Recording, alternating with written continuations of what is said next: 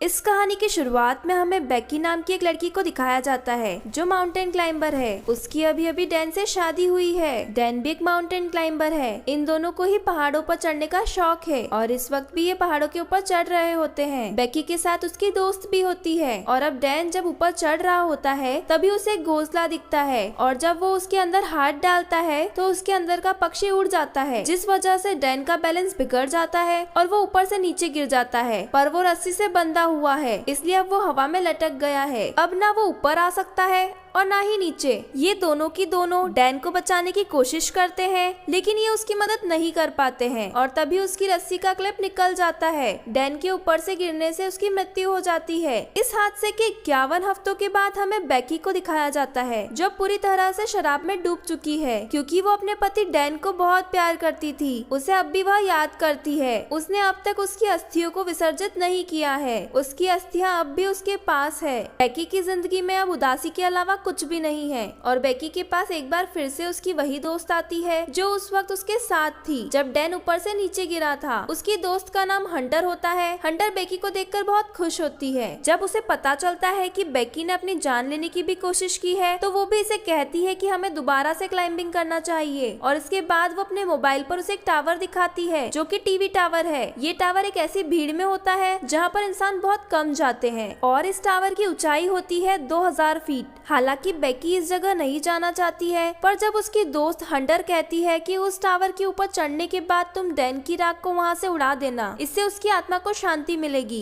तो बेकी मान जाती है। अब ये दोनों के दोनों उस बीहड़ में पहुँच जाते हैं। यहाँ पर ये वीडियो बना रहे होते हैं, फोटोज खींच रहे होते हैं और हंटर उन वीडियोज और फोटोज को अपने इंस्टाग्राम पर अपलोड कर रही होती है। अब ये देखते हैं कि टावर इनके सामने है जो आसमान की गहराइयों के अंदर जा रहा है क्योंकि उसकी ऊंचाई बहुत ज्यादा है। आज से पहले इन्होंने कभी भी इतनी ऊंचाई तक चढ़ने की कोशिश नहीं की। इन दोनों को डर तो लग रहा होता है पर अब ये धीरे धीरे ऊपर चढ़ना शुरू कर देते हैं। बेकी का डर ज्यादा होता है क्योंकि उसे पता है कि ये लोहा जिससे टावर बना है वह बहुत पुराना है। उसकी आवाज उसे लगातार आ रही होती है पर धीरे धीरे वो भी हंटर के पीछे ऊपर चढ़ रही होती है और जब ये आधे टावर तक पहुँच जाते हैं तो इन्हें महसूस होता है कि यहाँ पर हवाएं बहुत तेज है। ये हाइट इतनी होती है जितनी आईफिल टावर की, यानी लगभग पूरे 1000 फीट। अब ये लगातार ऊपर चढ़ना शुरू कर देते हैं और जब बेकी नीचे देखती है तो उसे डर लगना शुरू हो जाता है क्योंकि उसने पिछले 1 साल से क्लाइंबिंग नहीं की। लगातार ऊपर चढ़ते हुए अब ये टॉप पर पहुंचने वाले होते हैं तभी बेकी सीढ़ी पर पैर रखती है और वहां से एक स्क्रू गिर जाता है जिसके बारे में इन्हें पता नहीं चलता। अब ये दोनों की दोनों 2000 फीट यानी कि टावर के ऊपर तक पहुंच चुके हैं जहाँ से इन्हें दुनिया बहुत अलग दिख रही होती है। इतनी हाइट पर चढ़ने के बाद एक टारगेट को अचीव करने के बाद अब बेकी को भी अच्छा लग रहा था। ये दोनों के दोनों यहाँ पर एंजॉय करते हैं, बहुत सारी फोटोज क्लिक करते हैं। हंटर जो ड्रोन कैमरा अपने साथ यहाँ पर लाई होती है उसे वो अपनी वीडियोस भी बनाती है ताकि इंस्टाग्राम पर अपलोड कर सके। ये दोनों की दोनों बहुत खुश है। हंटर इतनी एक्साइटेड होती है कि वो तार से लटक जाती है और बेकी को उसके फोटोज क्लिक करने को कहती है। इसके बाद वो बेकी को भी ऐसा करने को कहती है। बेकी भी उसके कहने पर ऐसा करती है और अब ये दोनों की दोनों बहुत खुश है। इसके बाद बेकी डैन की राख को यहाँ से हवा में उड़ा देती है जिससे उसे तसल्ली मिलती है। ये दोनों की दोनों बहुत इमोशनल हो जाते हैं लेकिन बेकी फाइनली अब डैन को अलविदा कह चुकी है, यानी कि अब उसकी जिंदगी की एक बार फिर से शुरुआत हो गई है। अब ये दोनों की दोनों अपना सामान पैक करके नीचे जाने की तैयारी करते हैं। सबसे पहले बेकी नीचे उतरती है पर तभी वो स्क्रू जो कि वहाँ से निकल गया था उस जगह से लैडर टूट जाती है। बेकी हवा में लटक जाती है पर रस्सी की वजह से वह जमीन पर नहीं गिरती, जिसके बाद हंटर उसे वापस ऊपर खींच लेती है। लेकिन बेकी के पास जो बैग था जिसके अंदर इनके खाने पीने की चीजें थी वो नीचे डिश पर अटक जाता है जहाँ तक पहुँचना लगभग पूरी तरह से नामुमकिन है। ये अपने मोबाइल्स को भी चेक करते हैं लेकिन यहाँ पर इतनी ऊंचाई पर कवरेज नहीं होता, यानी कि ये दोनों की दोनों अब 2000 फीट की ऊंचाई पर फंस चुके हैं। यहाँ दूर दूर तक कोई भी नहीं होता। अगर कोई हुआ भी तो इतनी ऊंचाई से इनकी आवाज नहीं सुन सकता। यही तार के ऊपर एक बॉक्स होता है जिसके अंदर एक फ्लेयर गन और एक दूरबीन होती है और दिन में फ्लेयर गन का इस्तेमाल करने से कोई मतलब नहीं है क्योंकि फ्लेयर गन को कोई दिन में नहीं देखेगा। ये अभी दूरबीन से देखते हैं तो सामने इन्हें एक गाड़ी दिखती है लेकिन वो लोग इन्हें इतनी ऊंचाई पर नहीं देख सकते, ना ही इनकी आवाज सुन सकते हैं। हंटर एक बार फिर से अपना मोबाइल देखती है और जो पोस्ट उसने इस टावर के बेस से की थी वो पोस्ट इंस्टाग्राम पर पोस्ट हो चुकी है, जिस पर बहुत सारी लाइक्स और कमेंट होती है। इसका मतलब यह है कि टावर के तल पर कवरेज है। और अब हंटर अपने मोबाइल पे मदद के लिए एक मैसेज को रिकॉर्ड करती है और इंस्टाग्राम पर उसे पोस्ट कर देती है। इसके बाद वह अपने मोबाइल को रस्सी से बांधकर टावर से नीचे लटकाती है ताकि कवरेज आए और उसका मैसेज पोस्ट हो जाए। लेकिन बहुत देर तक वेट करने के बाद भी ऐसा नहीं होता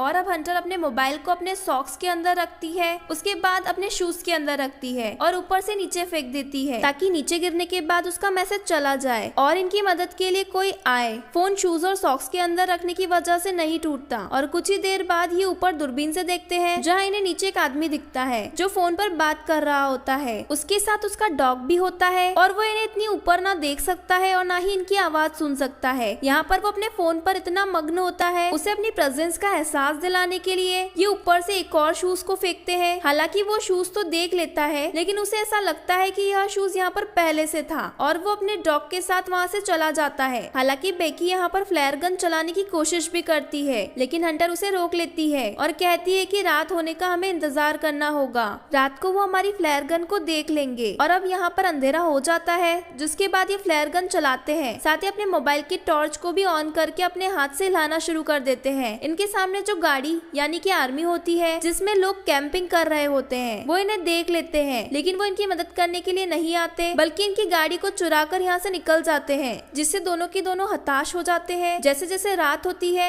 इन्हें नींद आना शुरू हो जाती है, ये वहाँ पर सो जाते हैं लेकिन जगह बहुत कम है। हंटर ऊपर से गिरने वाली होती है कि बेकी उसे पकड़ लेती है, तभी वो देखती है कि उसके पैर पर एक टैटू बना है जिस पर लिखा होता है 1 for 3। ये देखकर बेकी हैरान हो जाती है क्योंकि उसका हस्बैंड डैन उसे हमेशा कोड वर्ड में आई लव यू कहता था, यानी कि 1 for 3। वो समझ जाती है कि डैन के बीच में और हंटर के बीच में कुछ न कुछ था। जब वो हंटर से पूछती है तो वो एक्सेप्ट कर लेती है। वो भी बेकी से माफी भी मांगती है लेकिन बेकी अब पूरी तरह नम हो चुकी है। बेकी की नजर अब उस बैग पर होती है जो बैग नीचे एंटीना में यानी डिश पर अटका हुआ है। उसके अंदर इनका ड्रोन और खाने पीने की चीजें हैं। किसी भी कीमत पर इन्हें उस बैग को ऊपर लाना होगा पर वहाँ पर सीढ़ियाँ नहीं होती, इसलिए उस बैग तक पहुँचना इतना आसान नहीं है। पर हंटर जो कि बहुत ही साहसी होती है वो रस्सी की मदद से नीचे जाना शुरू करती है, पर इससे पहले कि वो डिश तक पहुंचे रस्सी खत्म हो जाती है। हंटर जंप लगाकर डिश तक पहुंच जाती है। अब उसके पास बैग है लेकिन रस्सी उससे दूर होती है। वो सेल्फी स्टिक की मदद से बैग को रस्सी में अटकाती है और इसके बाद खुद भी जंप मारकर रस्सी को पकड़ लेती है। पर रस्सी से ऊपर चढ़ना इतना आसान नहीं है क्योंकि इसमें बहुत ताकत लगती है और उसके हाथ जख्मी हो रहे होते हैं, जिसकी वजह से रस्सी उससे छूट जाती है और वो नीचे गिर जाती है। लेकिन जब बेकी नीचे देखती है तो वो अब भी रस्सी से अटकी हुई होती है